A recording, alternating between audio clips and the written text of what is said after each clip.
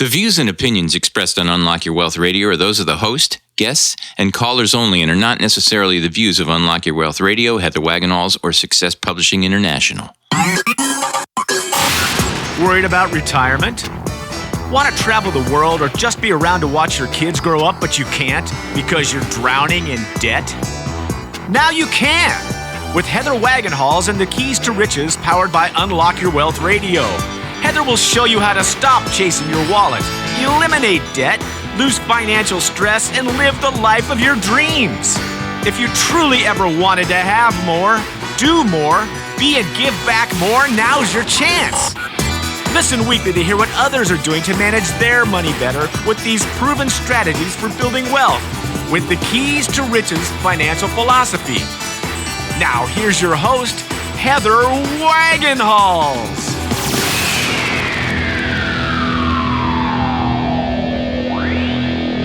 Welcome, everyone. This segment of Keys to Riches, powered by Unlock Your Wealth Radio, is sponsored by Audible.com. Get a free audiobook download at keystoriches.com. Whoops. Get a free audiobook download at keystoriches.com/free book and click on the link to over 150,000 titles to choose from for your iPhone, Android, Kindle, or MP3 player. Welcome to the Keys to Riches, powered by Unlock Your Wealth Radio. I am your purveyor of prosperity, Heather Wagenhals, and I am flanked by the maestro of Moolah, Michael Terry. Hey, folks. And we are going to help you get your money mind right on today's show with the following great features. First off, what key is it, maestro? The key is number 6, hope for the best and plan for the worst. Yeah, like for the worst. For the voice, I get the East Coast thing going on there. Brooklyn. There you go. Brooklyn accent. This is going to dovetail off of last week's key, which was take emotion out of the picture. And so we learned we identified what it is about ourselves and our physiology that keeps us from making effective decisions. And today we're going to learn about how to effectively respond as opposed to emotionally react or instinctively react. And we're also going to learn how to create our financial fire escape. Because we're going to address everybody's number one fear on today's show. So it'll be super great. Plus, we also have our moolah word of the day. And kind of our money drama has to do with not having a financial fire escape already planned out. So we're going to kind of mix those all together. So it should be a great show. Yeah. But moolah word, though. So today's moolah word is actually a phrase. And our moolah phrase is deferred compensation, which is an arrangement in which a portion of an employee's income is paid out at a date after which that income is actually earned. Examples of deferred compensation include pensions, retirement plans, and stock options. The primary benefit of most deferred compensation is the deferral of tax. So that's kind of why we like that. So when we think about getting a job, the salary is whatever it is, X dollars. But deferred compensation is how we can use that as a comparative factor between jobs. If we have two offers, who has the better deferred compensation plan? Because that's technically more money on two levels. It's more money because, as you compare between the jobs, because it's an employer contribution, and the tax savings or the deference of taxes specifically is also another benefit. So that means more take home. So it has like the double bang for your buck when you look at deferred compensation plans. I have an example that might be considered that, but more, along the line of a middle class situation, But let's say you have an income of $40,000 a year, and it's November, middle of November, and all of a sudden your boss decides she wants to give you a big raise. Like a $10,000 bonus at the end of the year. You don't want that $10,000 bonus at the end of the year, do you? Well, it depends it depends. It's going to put you in another tax bracket? Potentially. Yeah. Not necessarily. So I told the person, I said, why don't you have them split up the payments in the next following year, give yourself some time to get your taxes together. Yeah, but for the employer doing it at the end of the year may be a benefit to the employer. To the employer. So Who they cares? may be thinking about their tax situation too. Yeah. But I would never say no to money. Yeah. I would just take it and deal with it, because then maybe you just make a larger, max out your IRA or your 401k contribution. There's a way to take it. So never say no to money. Never. That's your motto. Absolutely. Yeah, and that was one of the things that angered me. Not just upset me, but I was raised to violent rage. Yeah. When my former husband, hence the term former, Yeah. said he didn't want to go to the next level because it would put him into another tax bracket. He didn't want to get that's he didn't want to crazy. get a raise. That's And crazy. it's insanity. But To if you're- professionally stifle your career because you're worried about taxes. Because you know what? If it's about take-home pay, you can up your allowances and manipulate take-home pay so simply. But if it's December 15th, April 1st, you got to make a quarterly based on that increase of pay. So don't you want to? Yeah, but if you don't have it, you don't have it. But you can always adjust income from other years. You know what I'm saying? So you just have to work that out with your accountant. Right. Yeah. But never say no to money. Yeah. That's the dumbest thing that, to do that. Worry about the tax consequences later. That's, and that actually brings up, if we could expand on this point for a moment, a larger problem with moneyisms. So, and that's a misconception of the middle class when it comes to money. So the wealthy actually brag about how much they owe to Uncle Sam. You're right, they do. Because it's a point of pride. Yeah. Because that means that they made a boatload of money. And they contributed to the betterment of society. No question. No question.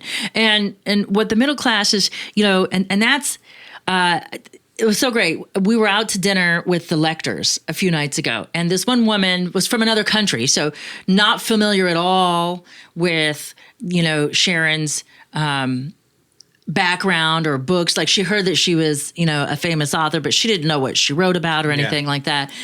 But this woman had heard of Dave Ramsey and his radio show. And I loved how she addressed that. She's like, well, what do you think of Dave Ramsey? And she says, well, I think that, for his followers and the people that have been able to make changes in their lives because of him, he's fine, but he's of that scarcity mentality, and she's more of fostering the entrepreneurial spirit. So it's not about, lack and hoarding of what you have. Try not to lose what you have. She's about entrepreneurship and go make more. Yeah.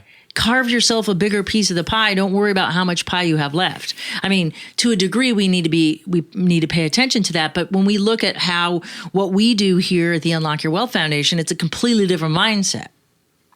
Because we track our savings and spending, but we're not so caught up and we have to clip coupons and do all of this stuff to squeeze every penny out, because it's easier and simpler, although more fearful, but I guess that ties into today's show. It's easier and simpler to go out and get more money than to figure out how to wring a few more pennies out of what you have. And until we conquer that fear, we're always going to be living from lack. And we don't want to live from lack. And you kind of hear these metaphysical people about living from abundance and the secret and all of that metaphysical stuff. And that stuff is true, but it's not presented in a way that's credible. And that's why more people don't have a more spiritual outlook, because you can be an atheist or a non-believer in a higher power, like a God, but there still is this electrochemical interconnectedness of the universe on a molecular scientific level. And that can't be refuted. Yeah. And as the maestro of Moolah in dealing with sound waves, you understand implicitly how sound affects the body. Yeah. How just a simple melody, a vibration at a certain frequency can take somebody's mood up or down, back, outward or introspective.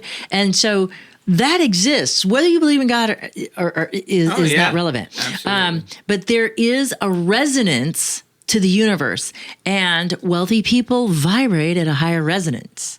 And it's not just this metaphysical gobbledygook or newspeak that people think from those New Agers, because the New Agers aren't really new anymore. Actually, you guys are all collecting Social Security now. But back when you guys were all New Agers, people think it's New Age, and it's not, because if you think about, the vibration, universal vibration in existence, the Gregorian monks in their chants created resonance with sound and were allowed to elevate themselves and vibrate at a higher level. And people that meditate vibrate at a higher level. They've done brain scans of those meditative monks, the Buddhists, and they have thicker, more dense brain mass, and they can think better, clearer, and at a higher level because they take the time to pay attention to their universal vibration. And that's scientific. It's not just metaphysical or spiritual. It's actually scientific. And so that's what we need to be focusing on when it comes to managing our money more effectively. And how I was able to extrapolate that all the way from deferred compensation, it'll be amazing. I'm going to have to go back and listen to this to tie this back into deferred compensation. But, playing into that, I guess, if we think about it, is, not taking compensation because it's going to push us into a higher tax bracket and create a tax liability or a potential tax consequence is a very short-sighted, short-term view. And that is the difference between people that have money and people that don't, is vision. I think, if I may excuse myself a little bit, I think if it were me getting that $10,000, I would have grabbed it. But the person that I was talking to, knowing that person and knowing the way he thinks. Oh, so this is an actual example. Oh, yeah. Okay, not a hypothetical. And knowing the way that person thinks, I said to myself, you know what? This money might be better off deferred until the first of the year based on this. Right, but this guy's thinking is short-sighted. He's worried about his tax liability. Absolutely, but I would have grabbed the money. You're right. I'm looking at it from his point of view, but I would have grabbed the money. Yeah. We still have to be paying attention to or be cognizant of where our vision is. And the difference between the impoverished ditch digger or manual laborer who can't get themselves out of where they are versus the millionaire is one thing. The only difference is vision. The person, and I know many millionaire ditch diggers. So it's the one, so I'm not saying it's a ditch digger issue. I'm saying for the manual labor mentality, their vision is the next paycheck, and the difference between a millionaire's vision and that same ditch digger is that millionaire isn't probably looking to next paycheck or next week or next month. He's looking 10 years down the road. Yeah. Think of the vision that Bill Gates had. His vision was to have a home computer in every home in America. Yeah. So. Oh, mind blowing. And he was relentless, and that is obviously something he couldn't do to realize a bigger paycheck next week, or the next month, or the next year. Yeah. It took a long time to build Microsoft into the world power type of company it is. And he made huge sacrifices. Let's face it. Yes, we forget about that when we talk about how sophisticated somebody's security system is in their home. We forget what they gave up to get to that point that necessitates relationships, time off, relaxing at home, watching the TV. Forget about it. He didn't do any of that. Right, and it was a choice. Yeah. It was a choice. And that kind of goes back to my, inner desire to write this book about F-life balance, because it's not about equality in every area of your life. When you think about, everybody likes to look at this life wheel, and they're looking for balance. But satisfaction and quantity are not necessarily related. I think I can have just a couple of bites of a high quality dark chocolate truffle, and my satisfaction is like a 12 on a scale of 1 to 10. Yeah. But I could eat like 10 pounds of Hershey's chocolate and my satisfaction would be a 2. And if I was trying to get to 10 in every category, in my life, it's a ridiculous proposition. And I think that misunderstanding of life balance is what has millennials so far off to the other end of the spectrum, where they work as little as possible because they watch their parents, quote unquote, sacrifice. But it wasn't a sacrifice. It was a choice. Yeah. I would rather be at work. I don't need 8 hours, with my child. But I want 8 hours at my job. But, I don't need 8 hours with my kid to have quality time with my kid. I can have a quality 2 hours with my child and I would rather have high quality 2 hours with a child than, say, 8 hours of mediocre quality with a child. And so allotting the 2 hours for the child and the 8 hours for my business, where I can be in the flow, Mihaly Csikszentmihalyi, or I can be hyper-focused and create something meaningful, following my purpose, fulfilling the lives of others. And if that gives me satisfaction and income, and I'm good with it, that's all that matters. This societal need to impose guilt on people for not being quote unquote balanced is ridiculous. And it's not about balance. It's about, I think of a stone, and I think about how when you look at a diamond and it sparkles, every cut is not symmetrical and every cut is not the same size. It's the different sizes of the cuts and the angles that make that stone brilliant. It's not the fact that it's balanced. Yeah. But I mean, I think about music and think about harmony. So life balance, I think, is a bad goal. I think life harmony is a better target because I remember my first husband was into bass. But, I can't remember who it was. I think it was the guy. He used to always quote the guy. I don't know if it was the guy from Primus or the guy from Poison or whatever, but there was some famous bass player that said that the best bass player knows when not to play. Oh, that's such an important concept. That's so great that he told you that. Yes. And that's true with every instrumentation. If you're a guitar player and you're backing up a singer, knowing when not to play is critical. Yes. Yeah. But under this balance thing, everybody should play equally.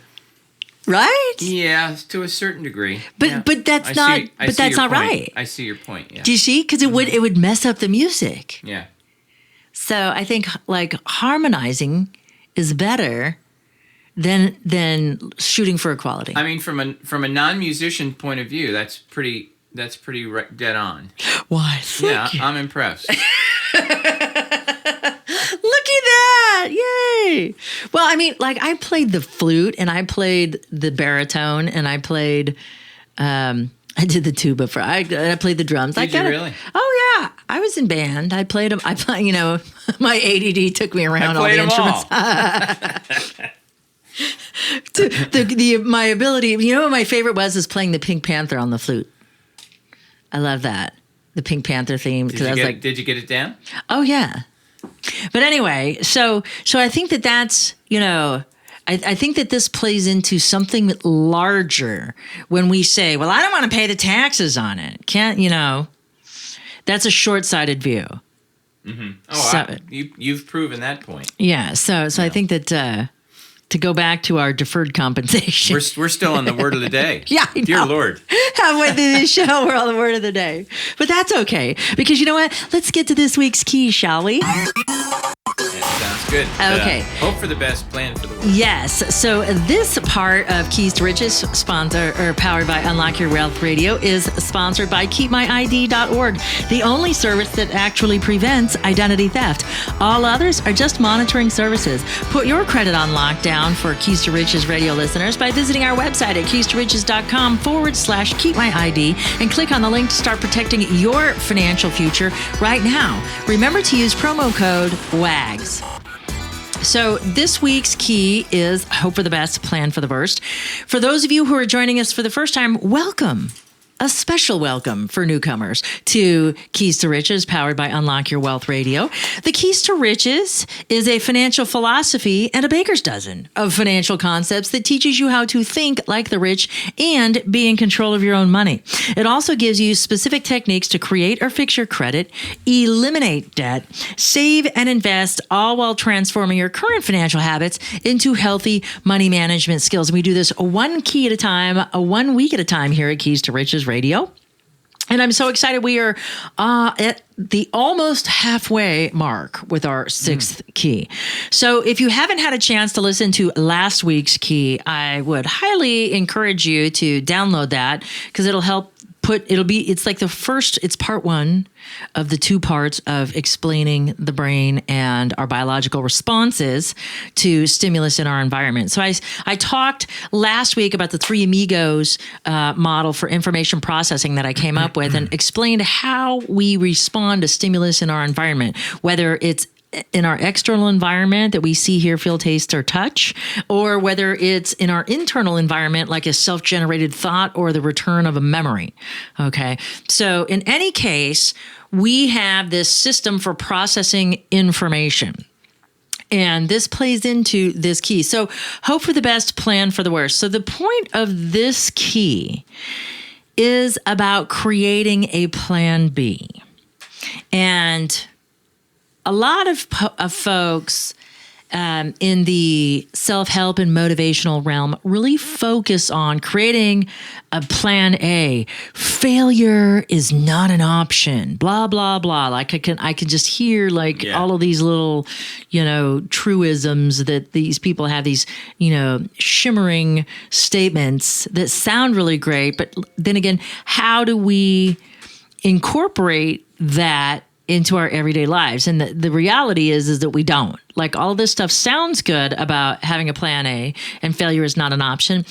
And yet, and we kind of operate on this, but our brains are so powerful. We have really no clue. If we don't study, interpersonal neurobiology or the brain, if that doesn't float your boat, then you probably don't even realize this. But if we think of the brain in terms of an iceberg, you may have heard this analogy. I like to think of it as an island instead, because it gives a more palpable, understandable type of analogy. So if you think about an island, all right, so you have the part of the island that's above the water. So you have the mountains, right?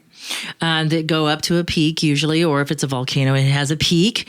And then you have this shelf layer that is the beach. And that's, part above water, part below water. Mm-hmm. And then you have this astronomical amount of earth underneath the water. So if we think in terms of this separating our conscious and subconscious, there's three parts of the brain additionally or differently from last week's information model of processing that we have to understand between the conscious and subconscious, because it is super great that we focus and we go, quote, all in, and we shove all of our chips in the middle of the pot and bet on whatever it is that we're doing. We want to do that. And consciously, that's a good idea, because it's like the difference, your commitment level, in my estimation, has to do everything with how much you're committed. And the way to determine that, I used to always talk about the difference between marriage and shacking up. And that I felt like that marriage was jumping in a pool and swimming. And it might be cold at first. The water might be a little deep, but the longer you're in it, you get used to it. You acclimate, and then you can swim to the edge successfully. But I liken shacking up as sticking your toes in the water. If it's warm, I'll go in and I'll stay. But if not, I'm getting out. Yeah. So if we think in kind of those terms in commitment levels, so when we go all in, when we jump into that pool and start swimming, that's great. And consciously, we do that all the time. We make commitments all the time. But what happens is consciously, we may think we've dove in, but maybe we just waded in a few steps. Because what happens is that while consciously we lay down the law, we throw down the gauntlet, we put the goal out there, okay? That, in order to accomplish that, takes discipline. Discipline is a conscious activity. All right. Willpower, the intestinal fortitude to walk past that chocolate cake and not eat half of it. That's willpower. That is conscious activity for willpower. The problem with discipline is discipline dissipates. The problem with willpower is willpower wanes. You're stronger in the morning than you are in the evening. You're stronger when you've had less stimulus. So it doesn't necessarily have to be AM, but the start of your day. You're stronger when you're fresher and have had less input into the brain. And the reason why is behavior is a subconscious activity. So this is the part that occurs in the ocean when we think in terms of your brain. So your conscious mind is above the water. Your subconscious mind is below the water. And the subconscious part is much bigger than the conscious part, right? You've got like 12% conscious. You've got 88% unconscious. And then you have this little critical filter. Okay, and this is kind of where if you remember the Three Amigos, this is where the curmudgeon lives, because our survival instinct is so strong and it has a natural negativity bias that keeps us from making mistakes. Okay, and so when we think, you know what, I'm going to make, I'm going to save $5,000 in the next 6 months, whatever the goal is, a year. I'm going to save $5,000. And it sounds good. And you start out okay. And every day you're setting aside a little bit of money.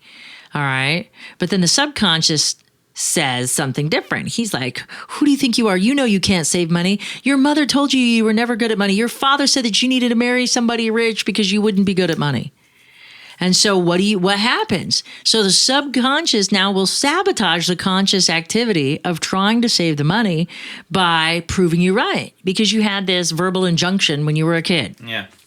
So what we have to do is address our financial fears in this week's key by knowing that our conscious activity is a 12%. It's the David going up against the Goliath of the 88%.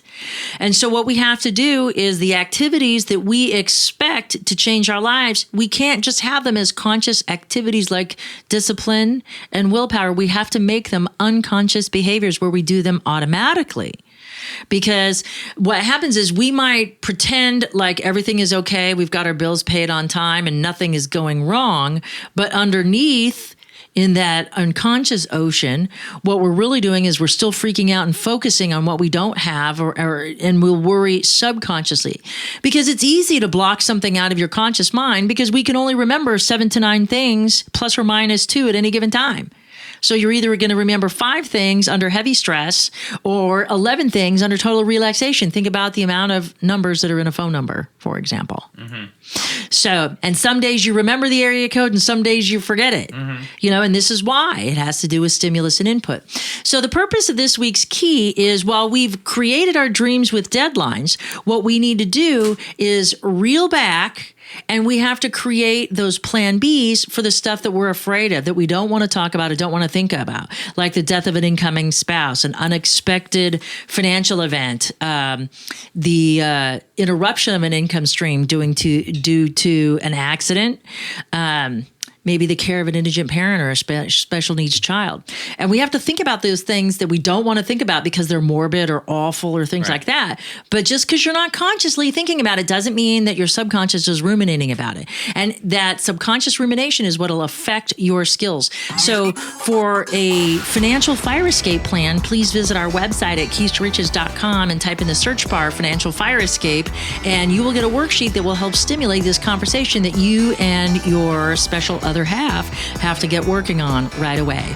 So that's it for this week's key. For our key statement, key affirmation, and key action item, please visit our website at keystoriches.com. And for the maestro of Moolah, Michael Terry, I'm Heather Wagenhals. Now go out and unlock your wealth today. UnlockYourWealthRadio.com is produced by Heather Wagenhals and the Unlock Your Wealth Foundation. UnlockYourWealthRadio.com and its affiliates are copyrighted 2016 with all rights reserved. For more information on the Keys to Riches Financial Wellness Series, please visit our website at www.unlockyourwealth.com.